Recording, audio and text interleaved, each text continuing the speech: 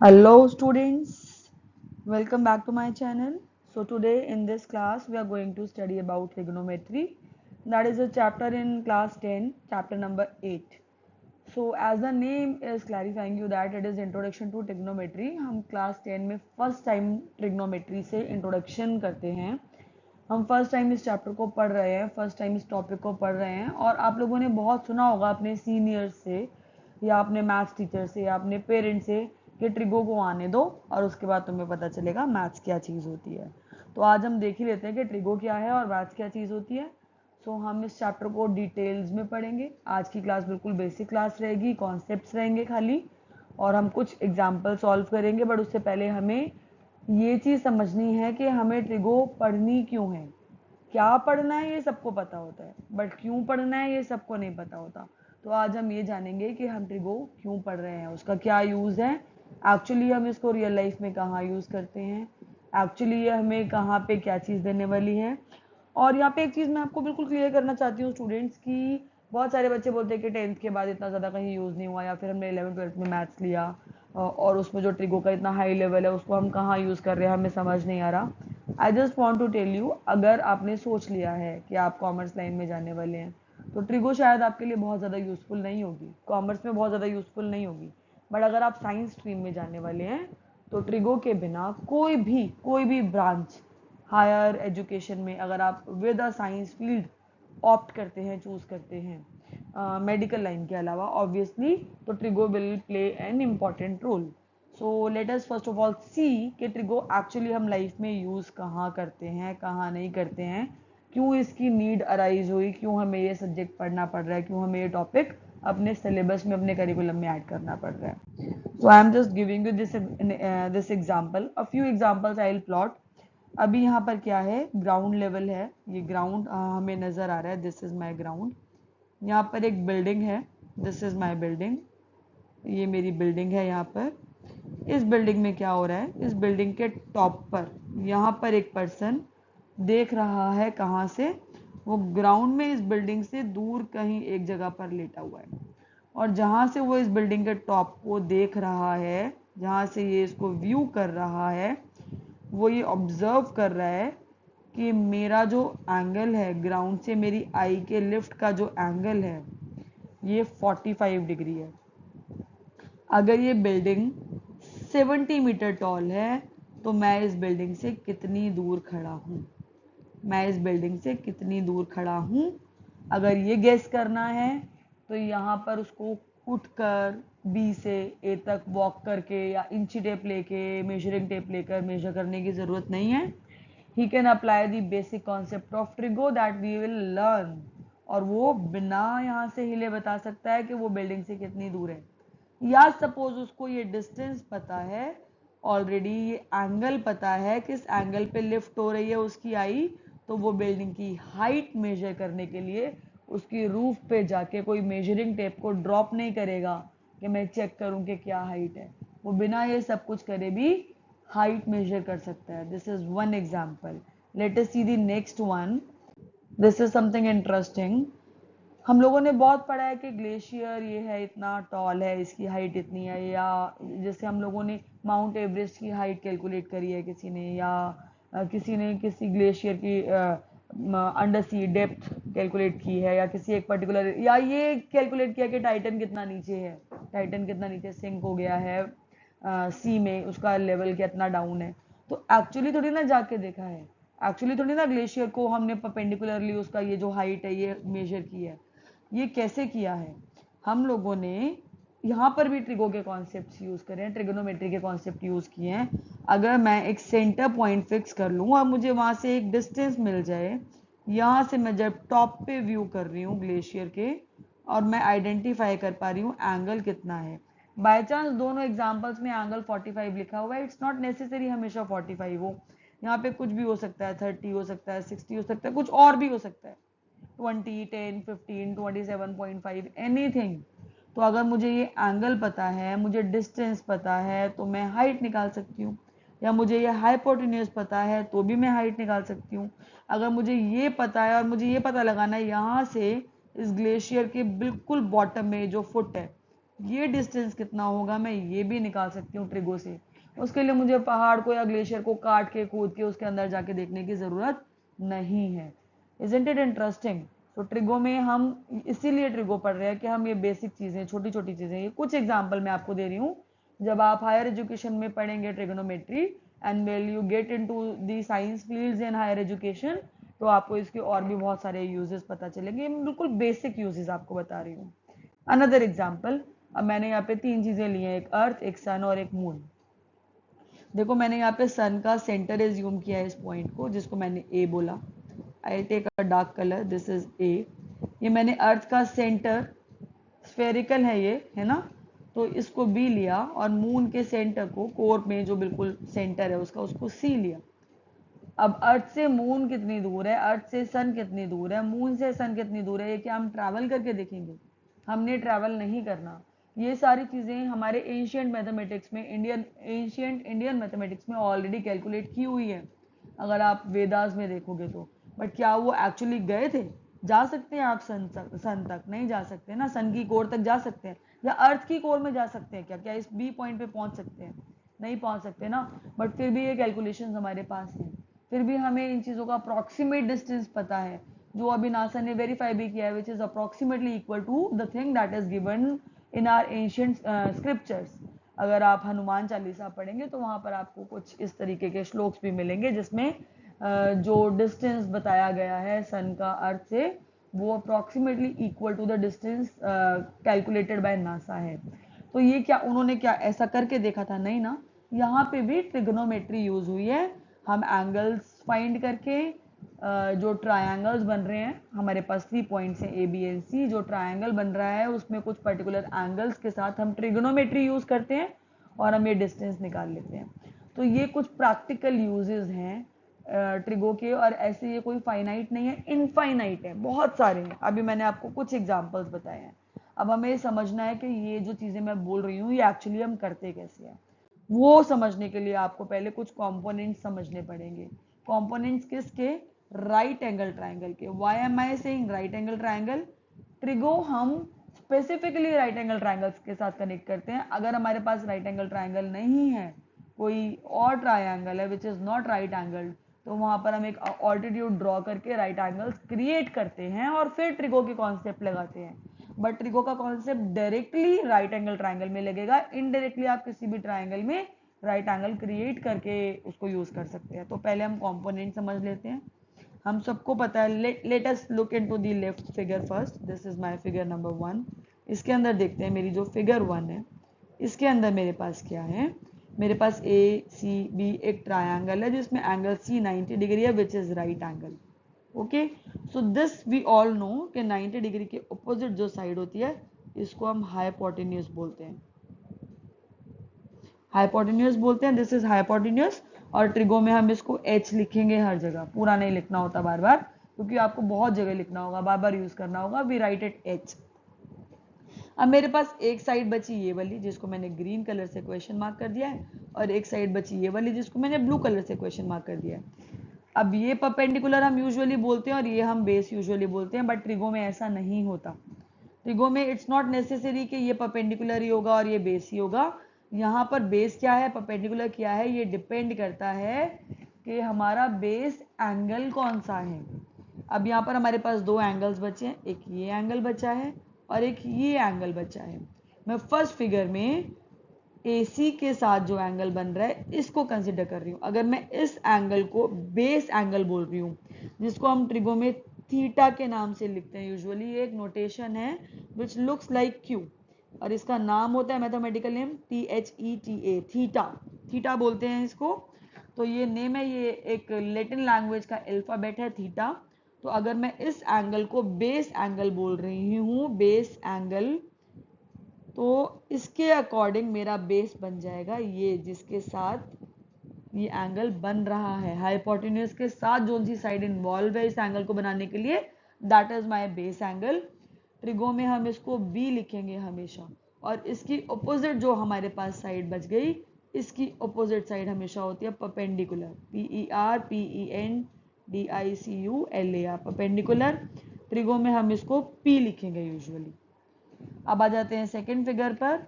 अगर मैंने इसको यहाँ पर थीटा बोल दिया, अगर ये थीटा बोल दिया, थीटा यानी बेस एंगल, मेरा बेस एंगल ये है, तो ये तो हाइपोटेन्यूस ही रहेगा हमेशा, हमें पता है 90 डिग्री के ऑपोजिट वाली साइड हमेशा हाइपोटेन्यूस होती है। अगर ये मेरा बेस एंगल है तो मेरा बेस बन जाएगा BC in this case and perpendicular बन जाएगा AC। तो यहां पर मेरे पास AC बेस था एंड BC परपेंडिकुलर था, बट इधर मेरे पास BC बेस बन गया और AC परपेंडिकुलर आ गया। इस चीज का ध्यान रखेंगे हम लोग, क्योंकि बेस एंगल क्या है, ये ट्रिगो का हमारा बेसिक कॉन्सेप्ट है, फर्स्ट कॉन्सेप्ट है। आपको बेस एंगल आइडेंटिफाई करना आना चाहिए, उसके अकॉर्डिंग ही हम आगे कोई भी कॉन्सेप्ट लगा सकते हैं। I hope this is clear till this point. Let us move to the next now. So now there are some trigonometric ratios. अब यहाँ पर इनको रेशोज क्यों बोलते हैं ये भी मैं आपको बताऊंगी, पहले समझ लेते हैं कि क्या क्या होता है। मेरे पास एक ट्रायंगल है ABC। अगर मैं इस एंगल को बेस एंगल अभी बोल रही हूँ थीटा, एंगल C को, तो AC मेरा हाइपोटेन्यूस होगा। अगर ये मेरा बेस एंगल है थीटा, तो BC मेरा बेस होगा और इसकी ऑपोजिट साइड हमेशा क्या होती है, perpendicular. I hope this is clear to everyone. Based upon this हमारे पास 6 ट्रिग्नोमेट्रिक रेशोज होती हैं जिनका नाम है साइन। ओके, SINE होता है नेम, बट हम लिखते हैं इसको SIN क्योंकि sine we pronounce it like sine, और उसके साथ हम बेस एंगल मेंशन करते हैं, that is theta.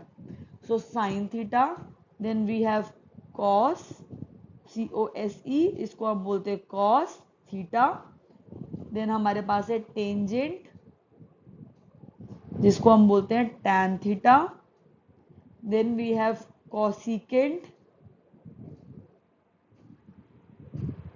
that is cosec theta.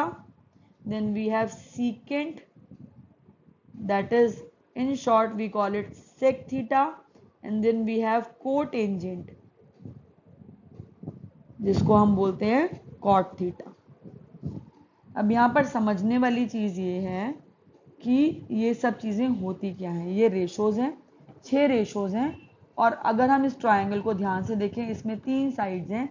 3 sides में अगर हम रेशोज बनाने की कोशिश करें तो P, B एंड H को यूज करके एक रेशो बनेगी P एंड H की, एक रेशो बनेगी B एंड H की, और एक रेशो बनेगी P एंड B की, और इन्हीं को मैनिपुलेट करके रिवर्स कर कर हम अगर देखें तो 3 और रेशोज बन जाएंगी, टोटल 6 रेशोज बन जाएंगी साइड्स की। इन्हीं 6 रेशोज को हम ट्रिग्नोमेट्रिक रेशोज बोलते हैं, बट हर एक रेशो का एक पर्टिकुलर नेम है।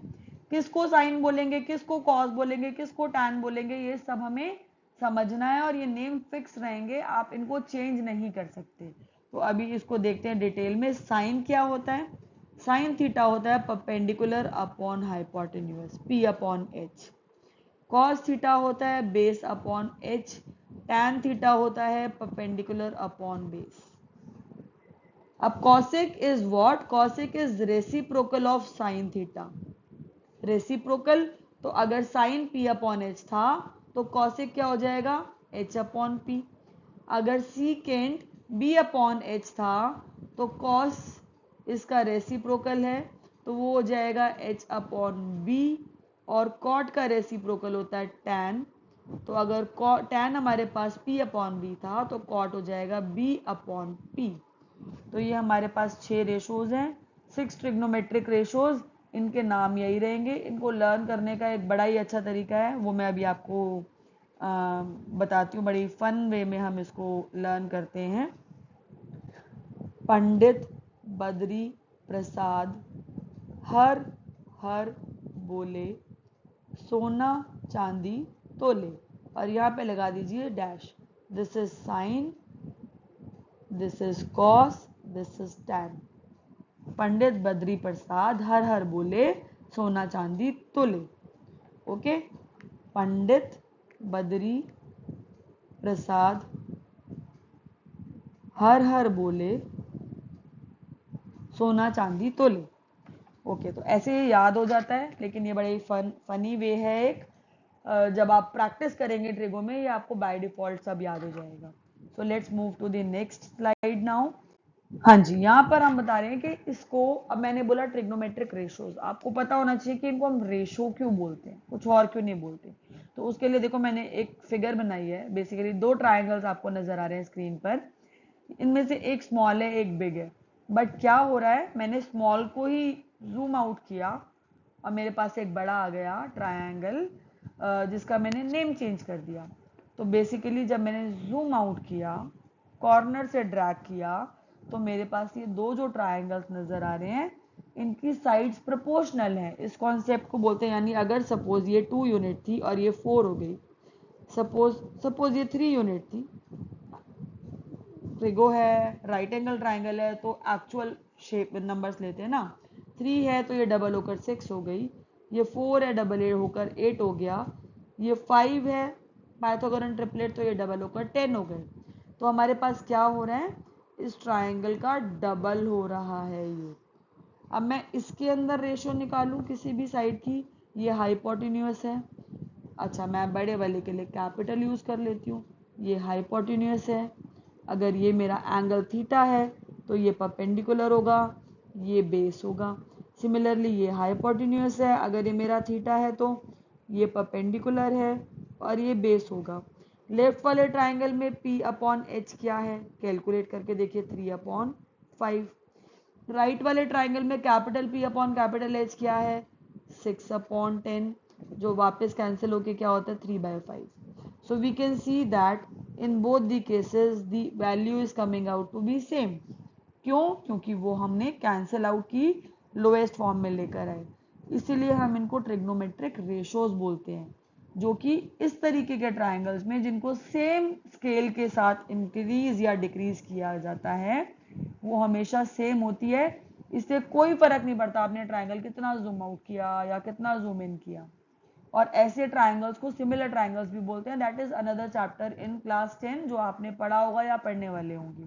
ठीक है, तो अगर हमारे पास दो सिमिलर ट्राइंगल्स हैं, तो वो जितना मर्जी छोटा जितना मर्जी बड़ा हो, आप जितना मर्जी जूम आउट करें जितना मर्जी जूम इन करें, उनकी ट्रिग्नोमेट्रिक रेशोज चेंज नहीं होती। हमने एक रेशो के लिए चेंज किया है, चेक किया है ये, आप बाकी की रेशोज के लिए भी चेक कर सकते हैं, B/H, P/B and there reciprocals also. तो इसीलिए हम इनको रेशोज बोलते हैं। Moving to the next thing now. 3/4 का मतलब जरूरी नहीं है कि हमारी साइड 3 एंड 4 है। हो सकता है वो कैंसिल करने के बाद आई हो, जैसे हमने प्रीवियस एग्जांपल में देखा था, हो सकता है वो कैंसिल करने के बाद ये आई हो, है ना। तो यहाँ पर आपको कोई भी एक पर्टिकुलर ट्राइंगल के डायमेंशंस नहीं गिवन, तो यहाँ पर आप ये ध्यान रखना ये रेशो है। और अभी रेशो है तो मुझे बताइए टैन क्या होता है। अभी अभी हमने सीखा टैन थीटा होता है परपेंडिकुलर अपॉन बेस, जो गिवन है 3/4।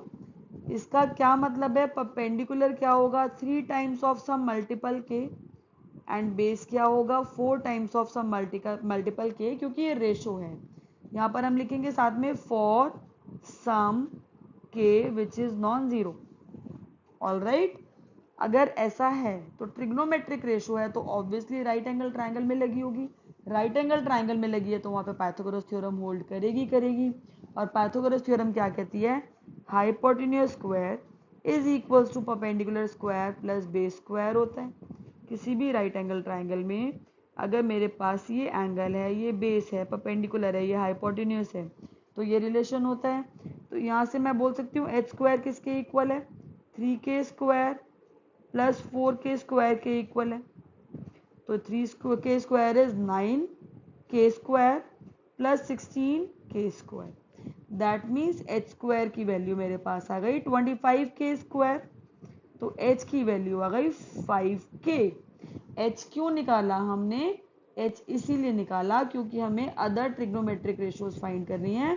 उसके लिए हमें p, b एंड h तीनों की वैल्यूज पता होनी चाहिए। अब मेरे पास p, b एंड h तीनों की वैल्यूज अवेलेबल हैं। अब आपको क्या निकालना है, साइन थीटा निकालना है। साइन थीटा होता है P/H, P is 3k, H is 5k, k से k कैंसिल, तो आंसर आ गया 3/5।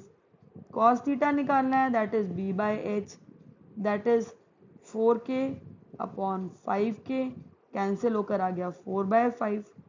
देन tan तो गिवन ही है, कॉसेक थीटा अब आपको लिखने की जरूरत नहीं है, वो साइन का रेसिप्रोकल है तो 5/3 हो गया। सीकेंड थीटा कॉस का रेसिप्रोकल है तो 5/4 हो गया। एंड कॉट थीटा tan का रेसिप्रोकल है तो 4/3 हो गया। we have got calculated all other t ratios. Moving further,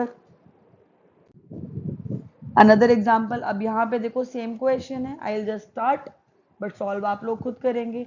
यहाँ पे कैसे गिवन है, यहाँ पर आपको गिवन है 5 times cot theta is equals to 12।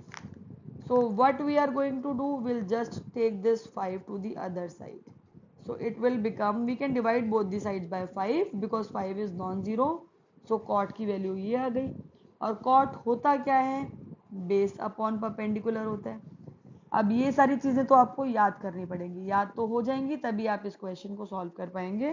तो आपको यहाँ से क्या मिल गया, बेस आ गया 12 times of some constant K and perpendicular आ गया 5 times of some constant K for some K which is non zero. Again use Pythagoras theorem. By Pythagoras theorem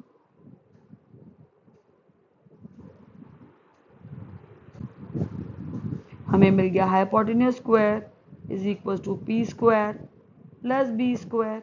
solve कीजिए, एच निकालिए और बाकी रेशोज कर लीजिए। इस क्वेश्चन को अपने आप कीजिए, डू इट योर सेल्फ, और अगर कोई डाउट है तो please ask, do it yourself. We have just started. Moving to the next question, बहुत ही सिंपल है। यहाँ पर हमारे पास दो पार्ट्स हैं, एक पार्ट को देखते ध्यान से। अब यहाँ पे इस क्वेश्चन में ध्यान से देखना, in this particular question triangle is given to you but उसकी मेजरमेंट्स नहीं गिवन, रेशो ही गिवन है। बट क्या हो रहा है, बताया हुआ है एंगल राइट एंगल बी पर है और उसके बाद टी रेशोज में एंगल्स शिफ्ट हो रहे हैं, बेस एंगल्स चेंज हो रहे हैं। साइन के साथ ए है तो कॉस के साथ सी है, कॉस के साथ ए है तो साइन के साथ सी है। तो यहाँ पर हमें इस चीज़ का ध्यान रखना पड़ेगा बच्चे कि हम एक बारी फिगर बनाकर देखेंगे। तो अगर मैं फिगर बनाती हूँ राइट एंगल ट्रायंगल की, तो मेरे पास बी है right angle, this is A, this is C. अगर मैं ए को एंगल एज्यूम कर रही हूँ अभी, तो आप देखिए ए को क्यों किया, क्योंकि tan ए के बेस पे गिवन है। तो ज़रा एक बारी कैलकुलेट कर लेते हैं इसके अकॉर्डिंग जल्दी से। tan ए क्या होता है, tan ए होता है p अपॉन बी, जिसकी वैल्यू गिवन है 15/8। तो p की वैल्यू क्या है 15 के, b की वैल्यू है 8 K for some k which is non-zero. So this implies by Pythagoras theorem hypotenuse square is equals to b square plus p square. तो h स्क्वायर की वैल्यू क्या आ गई बेटा, 15k square plus 8k square. 15 square is 225, I hope ये आपको याद होगा। 8 square is 64, add करेंगे तो that will be 6 + 2 8, 289k square. तो h की वैल्यू you have got as 17k। अब ध्यान से देखो, अगर ये एंगल है, अगर ए एंगल है तो एच क्या आ गया 17, ये एंगल है तो ये बेस है, बी कितना है 8 और पी कितना है, पी इज 15। अब ऑब्वियसली के है साथ में, क्योंकि हमें एग्जैक्ट मेजरमेंट्स नहीं पता, K is there with these things. Okay, अब जो फाइंड करना है वो हम कैलकुलेट कर सकते हैं। फर्स्ट पार्ट के लिए फाइंड करना है sign A cos C plus cos A sign सी। तो पहले समझिए साइन ए क्या होगा। ए अगर हमारा बेस एंगल है तो साइन ए होगा पी अपॉन एच, उसके लिए पी क्या है B C upon A C. Cos C, cos सी के लिए मैं देखो अलग कलर से इसको मार्क कर रही हूँ। सी अगर मेरा एंगल है तो मेरे बी एंड पी के रोल चेंज हो गए। अब मेरा बेस सी के लिए, कॉस सी के लिए 15 होगा, तो कॉस होता है B upon H, base upon hypotenuse, तो ये बन जाएगा B C upon A C. Hypotenuse नहीं चेंज हो रहा। अब वापस आ जाते हैं कॉस ए। अब कॉस ए के रिस्पेक्ट में हमें बताना है कॉस क्या होता है, बी अपॉन एच। तो ए के लिए बेस है A B upon A C into sine C. C के रिस्पेक्ट में अगर हम देखें तो साइन होता है पी अपॉन एच। तो पी क्या है, अगर ये हमारा बेस एंगल है तो पी इसके ऑपोजिट वाला हो जाएगा।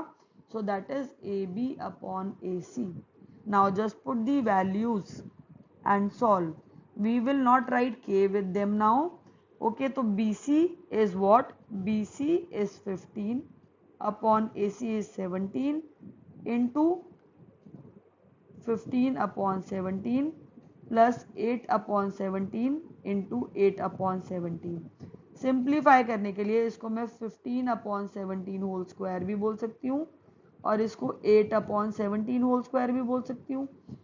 15 square upon 17 square plus 8 square upon 17 square हो गया। कैलकुलेशन के लिए बेटा मैं थोड़ा सा ऊपर का पोर्शन यूज़ कर रही हूँ, इसके बाद ऊपर जा रहा है। एलसीएम अगर आप लेंगे तो 17 स्क्वायर डिनोमिनेटर है, न्यूमरेटर आ जाएगा 15 स्क्वायर प्लस 8 स्क्वायर। अभी अभी हमने किया है पाइथागोरस थ्योरम से कि 15 स्क्वायर प्लस 8 स्क्वायर भी 17 स्क्वायर होता है। अगर आपको ये याद नहीं है तो आप यहाँ पर सॉल्व करके भी देख सकते हैं, आपका फाइनल आंसर आ जाएगा 17 square by 17 square which is 1. So 1 is the answer. In the similar manner, I want you all to attempt the second part. Do it yourself. Moving to the last example of the day. Fourth example. यहाँ पर आपको triangles के साथ देखो, this is a different type of example now. यहाँ पर आपको example के साथ ट्रायंगल्स की पर्टिकुलर मेजरमेंट्स गिवन है, तो यहाँ पर के का कोई रोल नहीं होगा। यहाँ पर रेशोज नहीं गिवन, यहाँ पर साइड्स गिवन है, डायमेंशंस गिवन है। तो मेरे पास एक राइट एंगल ट्रायंगल है यहाँ पे भी, जिसका राइट एंगल बी पर है। तो मैं किसी भी पॉइंट को ए, किसी को भी सी लिख सकती हूँ। ए बी की वैल्यू 10 गिवन है, ए सी की वैल्यू 26 गिवन है। तो हमारा सबसे पहला टास्क होना चाहिए कि हम बी सी की वैल्यू कैलकुलेट करें। मैं यहाँ पे जल्दी से करके बता रही हूँ क्योंकि मैं नहीं चाहती वीडियो बहुत लंबी हो, आपका टाइम बहुत लगे। लेकिन अगर आप यहाँ पर पाइथागोरस थ्योरम लगाएंगे, A C square is equals to A B square plus B C square लगाएंगे, तो आपके पास बी सी की वैल्यू, इसको सॉल्व कीजिएगा आप अपने आप, सॉल्व इट, और आपको मिलेगा बी सी की वैल्यू 24। सॉल्व कर देख लीजिए, क्लास 8 में आपने पाइथागोरन ट्रिपलेट्स भी पढ़े हैं, उससे भी आप इसकी वैल्यू निकाल सकते हैं। ओके, सो हमारे पास तीनों डायमेंशंस अब पता हैं, ये आ गया 24। अब हमें निकालना क्या है, हमें निकालना है tan A। तो A, अगर tan A निकालना है, अगर A मेरा बेस एंगल है, अब अगर मेरा A बेस एंगल है तो मेरा इसके लिए बेस क्या बन जाएगा, 10 बन जाएगा। परपेंडिकुलर क्या बन जाएगा, 24, और हाइपोटेन्यूज क्या रहेगा, 26। और tan A क्या होता है, P अपॉन B, तो इसकी वैल्यू हो जाएगी 24/10। देन हमें निकालना है cosec C। अगर C मेरा बेस एंगल है अब, तो C बेस एंगल के लिए मेरा बेस अब बन जाएगा 24, परपेंडिकुलर बन जाएगा 10, और हाइपोटेन्यूज रहेगा 26।